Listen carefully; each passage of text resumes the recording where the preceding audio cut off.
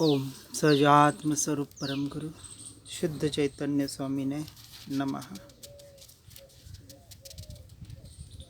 जे स्वरूप समझा विना पाम्यो दुख अनंत, समझाव्यू ते पद नमो श्री सद्गुरु भगवंत।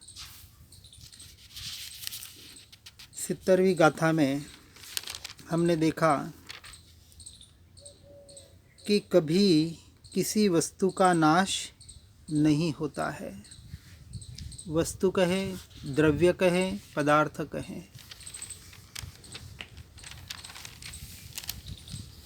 जीव, पुद्गल, धर्म, अधर्म, काल और आकाश 6 द्रव्य है। हर द्रव्य, हर वस्तु अपने से अपने में परिणमित हो रही है। किसी भी वस्तु का कभी नाश नहीं होता है। जड़ और चेतन की भी यदि बात कहें, जड़ जड़ रूप से वापस परिणमित हो जाता है, चेतन चेतन रूप से परिणमित हो रहा है। यह जीव अनादि काल से 84 लाख योनियों में भटक रहा है, फिर भी अनंत देह धारण किए, फिर भी यह जीव जैसा का तैसा आज यहाँ मौजूद है और अनंत काल तक जैसा था, जैसा है, वैसा ही रहने वाला है। उसी प्रकार यह अचेतन तत्व, अजीव तत्व, पुद्गल जड़ तत्व, जिसे हम पंचभूत भी कहते हैं, पंचभूत का बना ये शरीर, ये भी कभी नष्ट नहीं होता है। मात्र ये आकार और रूप जो है ये नष्ट हो जाता है। इसमें जो अग्नि तत्व है वो अग्नि में परिवर्तित हो जाती है, जल तत्व जल में परिवर्तित हो जाता है, वायु वायु में, आकाश आकाश में, पृथ्वी पृथ्वी तत्व में। सिर्फ परिवर्तित होना यही संसार का नियम है। यदि इस अपेक्षा से देखें तो जीव अपने से एक गति से दूसरे गति में परिणमन कर रहा है और यह जड़ पुद्गल के परमाणु एक स्थिति से दूसरी स्थिति में रूपांतरण मात्र हो रहे हैं। किसी भी वस्तु का वास्तविक जड़ मूल से नाश नहीं हो रहा है। इस अपेक्षा से कहें तो जीव का न जन्म है न मृत्यु है। यदि मैं जीव तत्व हूँ, मैं आत्मा हूँ, तो मेरा जन्म नहीं, मेरा मरण नहीं, तो किस बात का डर। फिर व्यवहार से कहेंगे कि शरीर की मृत्यु है, तो हमने यही बात अभी कही, शरीर का भी एक भी परमाणु नष्ट नहीं होता, मात्र रूप और आकार बदल जाता है। इस संसार की कोई भी वस्तु मूलतः से नष्ट नहीं होती है, सिर्फ परिणमन होते रहता है। यदि ये सत्य बात हम सुन रहे हैं, पढ़ रहे हैं, परंतु हमारे जीवन में अभी उतर नहीं पा रहा है, जिस दिन ये जीवन में प्रत्यक्ष उतर जाएगा, इसका सहर्ष जैसा का तैसा स्वीकार हो जाएगा, तो जीवन में बाहर जहाँ हमने सुख और दुख की कल्पना कर रखी है, ये शोक भय सारे कथित कल्पोत हमारे कल्पना से खड़े किए हुए हैं और कुछ भी नहीं है। क्योंकि यथार्थ वस्तु का हमें अभी ज्ञान होते हुए भी उसका स्वीकार नहीं हो पा रहा है। तो इस बात से कहा आत्मा है, आत्मा नित्य है, हर वस्तु नित्य है, लेकिन अभी हम अपने स्वयं को समझने का प्रयास कर रहे हैं। अब तीसरी शंका यहाँ शिष्य करता है कि आत्मा कर्म का कर्ता नहीं है, ऐसा हमें लगता है। इसको गाथा 3 71, 72 और 73 71, 2 और 3 इसमें प्रश्न के आधार पर शिष्य पूछता है करता जीवन कर्मनो, कर्मज करता कर्म, अथवा सहज स्वभाव का, कर्म जीवनो धर्म। अर्थात जीव कर्म का कर्ता नहीं है, कर्म ही कर्म का करता है, अथवा कर्म अनायास होते रहते हैं। यदि ऐसा न हो और जीव ही उनका करता है ऐसा कहें तो फिर वह जीव का धर्म ही हो गया। अर्थात धर्म होने से जीव कभी वहाँ से निवृत्त नहीं हो सकता। यदि आप जीव को कर्म का कर्ता कहेंगे तो पहला प्रश्न। फिर कह रहे हैं आत्मा सदा असंग ने, करे प्रकृति बंध, अथवा ईश्वर प्रेरणा, तेथी जीव अबंध। यहाँ कह रहे हैं यदि अथवा ऐसा न हो तो आत्मा सदा असंग है और सत्व आदि गुण वाली प्रकृति कर्म का बंध करती है, और यदि ऐसा भी न हो तो जीव को कर्म करने की प्रेरणा ईश्वर करता है। इसलिए ईश्वर इच्छारूप होने से जीव उस कर्म से अबंध है। दूसरी बात बताई, पहले कहा कि कर्म ही कर्म का करता है, जीव नहीं है, ऐसा हमें लग रहा है, या सहज स्वभाव कर्म का यह जीव का धर्म हो सकता है, तो यदि जीव वहाँ से कभी निवृत्त नहीं हो सकता। अब दूसरी गाथा में बताया कि आत्मा तो सदा असंग है और सत्व आदि गुण वाली प्रकृति कर्म का बंध करती है, और यदि ऐसा न हो तो दूसरी बात बता रहे हैं कि जीव को कर्म करने की प्रेरणा या तो ईश्वर करता है। इसलिए ईश्वर की इच्छा के अनुसार जो हो रहा है इसकी अपेक्षा से जीव कर्म से अबंध है, ऐसा हमें लगता है, ऐसा शिष्य कह रहा है। फिर तीसरी बात कह रहा है, इसलिए माटे मोक्ष उपायनो, कोई न हेतु जणाय, कर्म तणु करतापणु, का नहीं जाय। अर्थात इसलिए जीव किसी तरह कर्म का कर्ता नहीं हो सकता, और फिर यदि कर्म का कर्ता जीव नहीं है तो मोक्ष का उपाय करने का भी कोई हेतु हमें तो जान नहीं पड़ता। इसलिए या तो जीव को कर्म का कर्तृत्व नहीं है, और यदि कर्तृत्व है तो किसी तरह उसका वह स्वभाव मिटने योग्य नहीं है, ऐसा हमें लगता है, ऐसा शिष्य कह रहा है। अब इन उसके जो तीन उसकी जो शंका है उसके ऊपर गुरु समाधान करते हैं। सद्गुरु समाधान करते हैं कि कर्म का कर्तृत्व आत्मा को किस तरह से है और अकर्तृत्व भी किस तरह से है। इसको आगे की गाथा से हम समझने का प्रयास करेंगे। गाथा 74 चमोत्तर।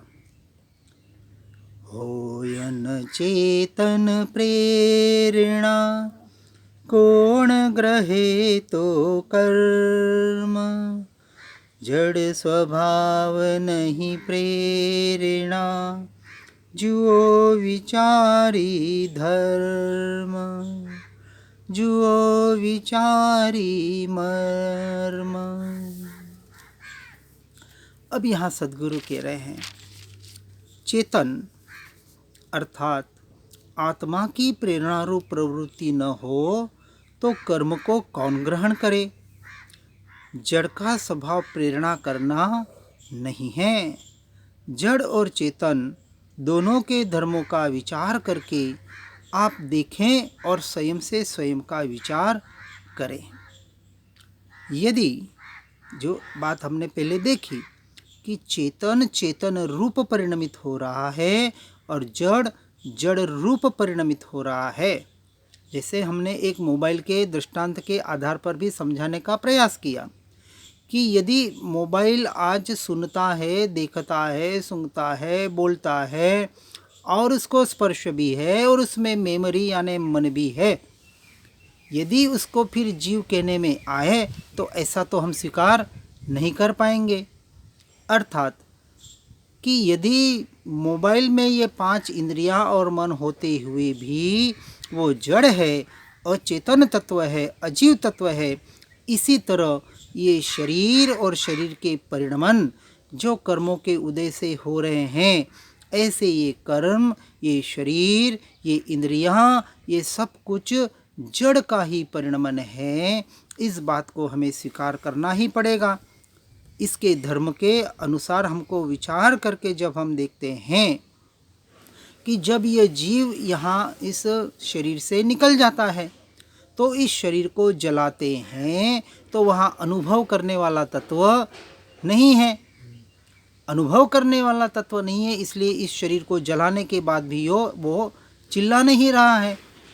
परंतु अभी जब ये चेतन तत्व इस शरीर में है और इसको कुछ तकलीफ हो जाए, इसको यानी किसको, शरीर को, कुछ शरीर में वेदना हो जाए, कुछ ये जल जाए, इसको गर्मी लगे, ठंडी लगे, अभी ये सारा परिणमन किस में हो रहा है, शरीर में हो रहा है। लेकिन उसका अनुभव कौन कर रहा है, तो चेतन तत्व कर रहा है। स्पष्ट यहाँ समझ में आ रहा है हमें, क्योंकि चेतन तत्व निकल जाए और इस शरीर को सर्दी लगे, ठंड लगे, हम देखते हैं कि एक लाश को कुछ समय के लिए रखने के लिए बर्फ के बीच में रखा जाता है, तो ये चिल्लाता तो नहीं है मुझे ठंड लग रही है। अब क्यों नहीं चिल्ला रहा है, क्योंकि अनुभव करने वाला तत्व निकल गया, उसको प्रेरणा करने वाला तत्व वहाँ अभी मौजूद नहीं है।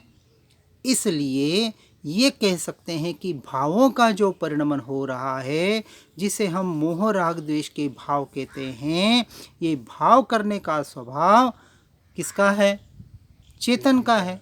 अनुभव करने का स्वभाव किसका है, चेतन का है, आत्मा का है, यानी किसका, मेरा है।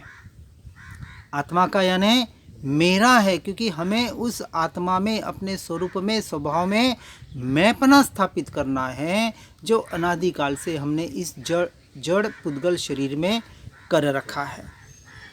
इसलिए आगे बता रहे हैं कि यदि चेतन की प्रेरणा न हो, यानी चेतन यदि कुछ भाव न करे, तो कर्म क्या ग्रहण होवे ही नहीं, और कर्म का ग्रहण होवे नहीं तो कर्म उदय में भी आवे नहीं, और उदय में भी न आवे तो फिर कर्ता भोक्ता कौन रहा, कोई रहेगा ही नहीं।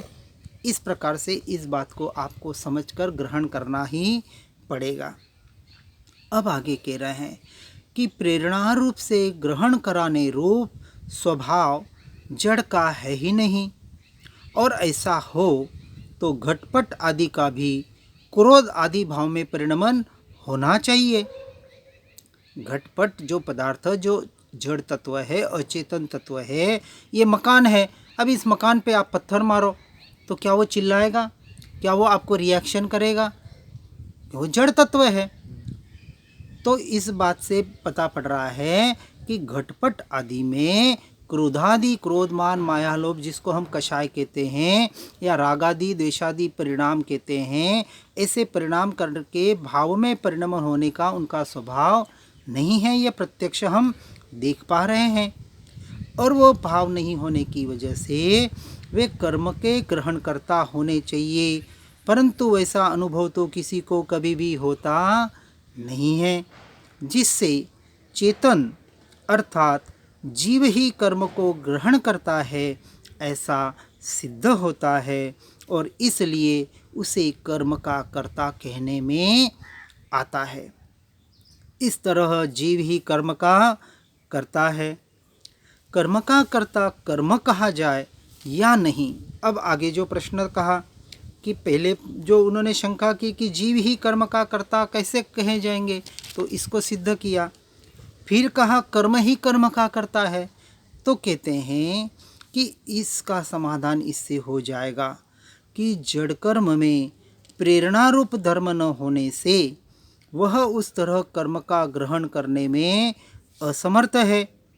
जैसा हमने देखा कि न कोई वो रिएक्शन करता है, न कोई उसमें एक्शन होती है। वो जड़ तत्व जो है, जैसे जीव यहाँ से निकल गया तो ये जड़ मुर्दा हो जाता है।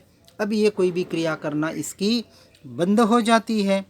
तो इस तरह से प्रेरणारूप धर्म ये जड़ का न होने से कर्म का ग्रहण करने में वह असमर्थ है, और कर्म का कर्तृत्व जीव को है, क्योंकि उसमें प्रेरणा शक्ति है।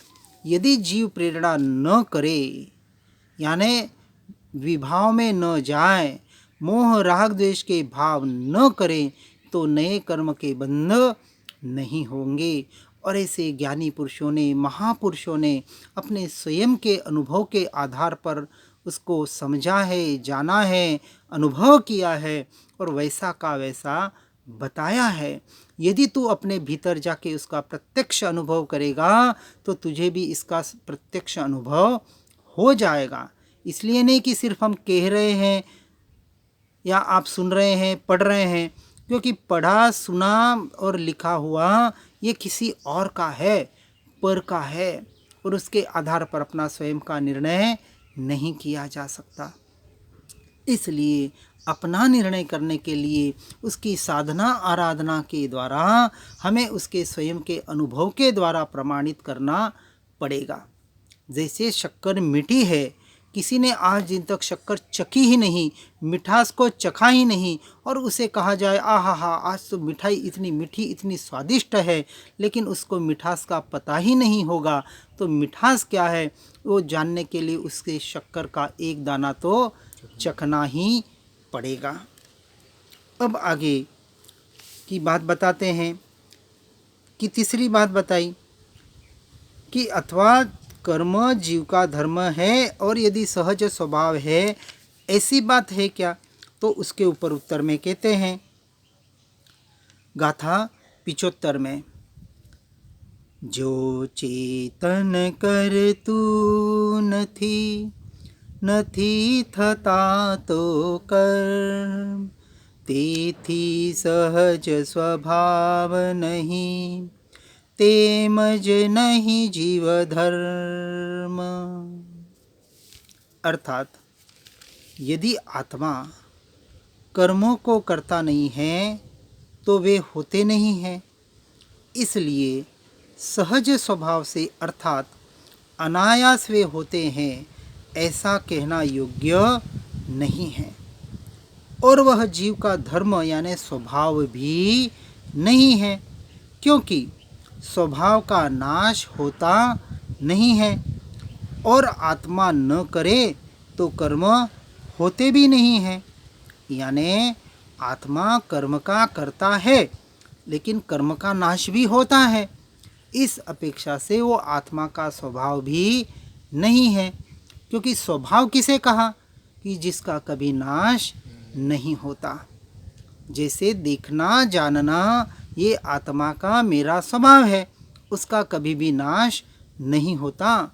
अनादिकाल से मैं आत्मा ये देखने जानने का काम, ज्ञाता दृष्टा का मेरा जो स्वभाव है, इसको करते रहा हूँ, कर रहा हूँ और करते रहूँगा। उसी तरह स्पर्श, वर्ण, रस, गंध, शब्द ये जो परिणमन है, ये सारे जड़ के परिणमन है और ये अनादि से हो रहे हैं और होते रहेंगे।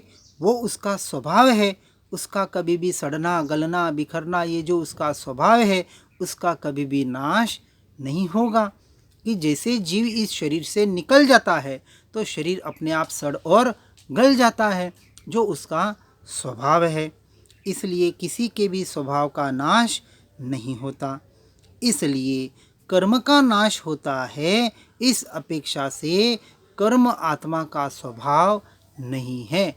फिर भी आत्मा से होते हैं, क्योंकि आत्मा जैसे भाव करता है उस प्रकार से कर्म का बंध होता है। तो आत्मा कर्म का बंध डायरेक्ट नहीं करता है।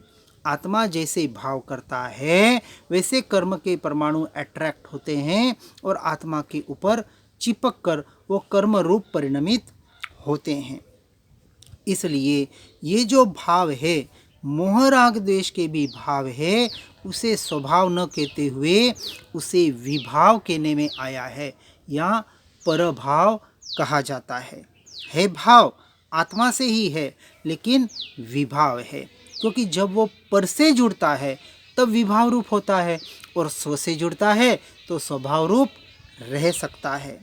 इसलिए जो बाहर के भाव है जो कर्म का बंध कराते हैं, यह भाव भी दूर हो सकते हैं। यानी मोह राग द्वेष के ये जो विपरीत भाव है, ये जो उल्टे भाव है, विभाव है, ये दूर हो सकते हैं। इसलिए यह आत्मा का यानी मेरा स्वाभाविक धर्म नहीं है। और ऐसा प्रत्यक्ष अनुभव से हम देख सकते हैं कि जब हम अपने स्वभाव में जितने जितने भेद ज्ञान के द्वारा आने का प्रयास करेंगे, उतनी उतनी हमारी कषाय मंद होती जाएगी, उतनी उतनी हमारी आकुलता कम होते जाएगी, उतने उतने सारे बाहर के परिणमन, बाहर के शोक, बाहर के संताप, बाहर की ये सारे जितनी भी आकुलता है अपने आप कम होती जाएगी। बाहर की चिंताएं अपने आप मिटती जाएगी। कब? कि जैसा जिसका स्वभाव है, जैसी जिसकी परिस्थिति है, वैसा सहर्ष स्वीकार करने में आवे तो।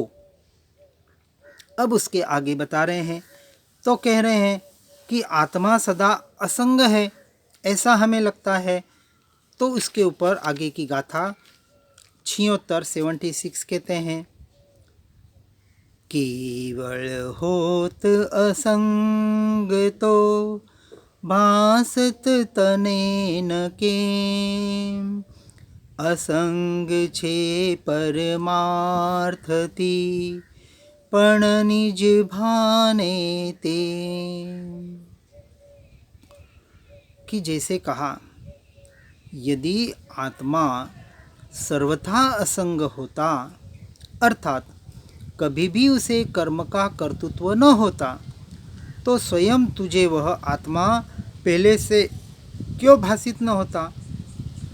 तो परमार्थ से वह आत्मा यानी कि मैं असंग हूँ, परंतु यह तो जब स्वरूप का भान हो तब होता है। लेकिन जीव को अभी स्वरूप का भान हुआ नहीं है, अपने स्वभाव का निर्णय निश्चय यानी श्रद्धान हुआ नहीं है।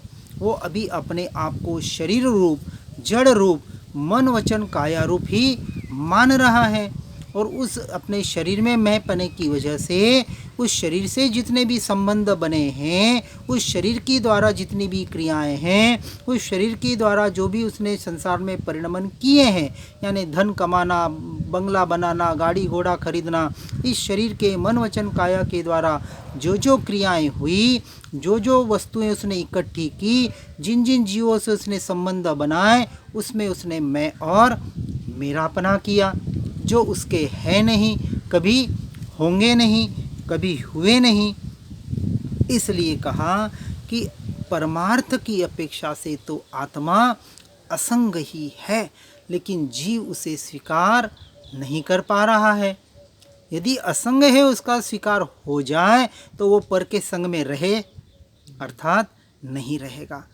यदि उसको संसार अच्छा लग रहा है, संसार में रहने जैसा लग रहा है, इसका अर्थ ही यह हो रहा है वो अपने आप को असंग रूप स्वीकार नहीं कर पा रहा है। चलो इसका स्वीकार करें, और स्वीकार तब कहा जाए जब आप संसार को संपूर्ण असार माने, उसको क्षण भंगुर माने, क्षणिक माने, और वहाँ से छूट के आप अपनी असंग रूप ऐसी आत्मा में रहने का पुरुषार्थ करें। तो हम भी उसी के लिए तो कह रहे हैं, ऐसी बात ज्ञानी पुरुष हमें बताने का प्रयास कर रहे हैं। इसलिए जब आत्मा असंग अपने स्वरूप में नहीं होता है, तब वो परद्रव्य और परभावों का कर्ता बनता है, और परद्रव्य परभावों का कर्ता बनने की वजह से कर्म उससे अट्रैक्ट होते हैं। इस अपेक्षा से कर्म का भी कर्ता व्यवहार की अपेक्षा से कहा जाता है। परमार्थ से हम इसको वापस आगे जानने का आगे की गाथाओं में प्रयास करेंगे। फिर कहा करता है तो फिर भोगता भी बनेगा ये। हाँ, आगे का आएगा ना। अभी तीसरा पद कर्ता बताया, चौथा पद भोक्ता है बताया। जब तक जीव आत्मा अपने आप को कर्ता मान रहा है तब तक भोक्ता बनेगा, और कर्ता भोक्ता बनेगा तो कर्म का निरंतर बंध करेगा, और वास्तविक वो कर्ता भोक्ता है नहीं। अब उसको मोक्ष के उपाय में बताएंगे। पहले बता रहे हैं कि अभी जीव आत्मा ही कर्म का करता है और आत्मा ही कर्म का भोगता है। क्यों है? क्योंकि वो पररूप परिणमित हो रहा है, अज्ञानता की वजह से, इस मिथ्यात्व की वजह से। ये सबसे बड़ा महादोष, महापाप ये जीव, ये संसारी जीव, अज्ञानी जीव निरंतर कर रहा है। ये अज्ञान कहाँ से आया? ये अज्ञान इस मिथ्यात्व से अनादि से चल रहा है। पहले मुर्गी या पहले अंडा, इसका कोई जवाब नहीं होता है। उसको मैं आपको जाना भी नहीं है, क्योंकि अभी हम अज्ञान दशा में हैं, अपनी आत्मभाव में नहीं है। इसका स्वीकार करना है। और जो अपने आत्मभान में पहुंच चुके हैं, अब उनकी अज्ञान दशा निकल चुकी है, उसको हम अज्ञानी कहेंगे भी नहीं, और वो अपने आप को अज्ञानी मानेगा भी नहीं। जो अपने आप को आत्मा सहर्ष स्वीकार कर रहा है, मैं आत्मा ही हूँ, मैं शरीर आदि जड़ पुद्गल अचेतन तत्व मैं नहीं हूँ, उसकी क्रिया मेरी नहीं है, इसका जिसने टंकोत कर निर्णय कर लिया है, सच्चा श्रद्धान कर लिया है, वो तो ज्ञानी हो गया। इसी का नाम तो ज्ञानी है। तो गीता में कहा कर्म ही कर्मों में बरत रहे हैं। हाँ, इसी बात को यहाँ बताने का प्रयास किया गया है। ये जो बात ली है ना, ये जो पहली बात बताई कि कर्म ही कर्म का करता है, इस बात को इसलिए लिखा, ये हमें तो इसका स्वीकार नहीं है। अब दूसरी बात बताई कि आत्मा सदा असंग है और प्रकृति से बंध कर रहा है, तो परमार्थ से असंग है हम कह रहे हैं, उसका स्वीकार कर लो। और स्वीकार कब होगा? यदि आप संसार से छूट रहे हैं तो, अन्यथा नहीं। अब उसके आगे उसको शंका है कि चलो ऐसा नहीं मानते तो अथवा ईश्वर प्रेरणा तेथी जीव अबंध। अब उसकी शंका क्या है? चलो ऐसा नहीं है तो कोई ईश्वर की प्रेरणा है कि ईश्वर की प्रेरणा से सारी क्रियाएं हो रही है, सारे कर्म हो रहे हैं, और यदि ईश्वर ही सब कुछ कर रहा है तो आत्मा तो उससे अबंध ही है, तो इस अपेक्षा से भी आत्मा कोई करता है नहीं है, ऐसा हमें लगता है। तो इसके जवाब में गाथा 77 में यहाँ बात जो बताएंगे, इसको हम आगे देखने का प्रयास करेंगे।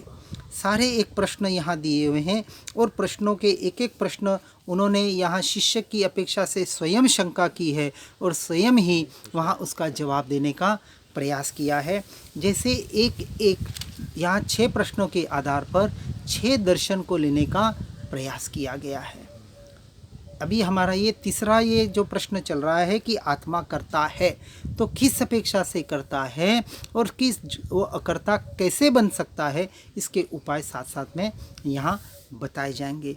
हर बात को सही तरीके से सुनकर समझकर अपने जीवन में उतारने का हर जीव प्रयास करे, पुरुषार्थ करे। यही एकमात्र आत्मसिद्धि से अपनी आत्मा की सिद्धि करने का उपाय है।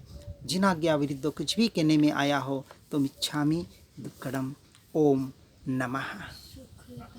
सुखधाम अनंत सुसंत चहि, दिन रात रहे तद ध्यान महि। पर शांति अनंत सुधा मयते, प्रणमो पदते वरते जयते। हो प्रणमो पदते वरते जयते। ओम नमः।